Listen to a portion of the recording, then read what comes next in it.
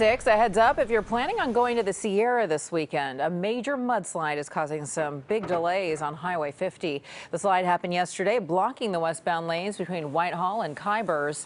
Reporter Lemor Abrams explains it's more of a mess than Caltrans originally thought.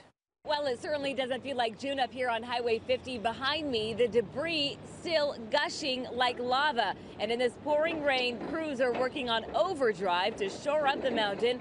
But Caltrans tells me it'll take all weekend long to clean this mess up. So expect major traffic troubles. I guess Old Man Winter just doesn't want to go home yet. Old Man Winter's back with a vengeance. Winter-like rains taking another whack at the hillside along Highway 50. I haven't seen something like this since, what, 92? But Bill Moore, who's lived in Tahoe for 3 decades, is counting on Caltrans crews who've been working nonstop since Thursday. So far, crews have cleared 250 truckloads or close to 4,000 tons of debris from the highway.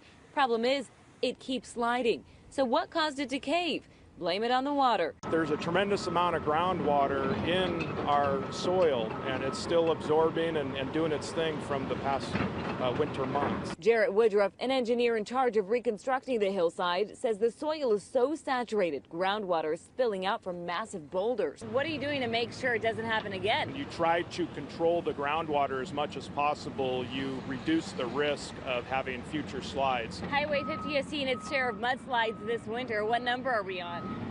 That's a good question. Hard to keep track, he says, but with Highway 50 down to the eastbound lane only. We can't do it every year. Jennifer Pace says the family reunion in Tahoe will go on. Yeah, we got to catch up with the rest of the bunch. Again, if you're heading up to Tahoe or back down into town, expect one lane on Highway 50 throughout the weekend. In El Dorado County, Lemor Abrams, KPIX 5.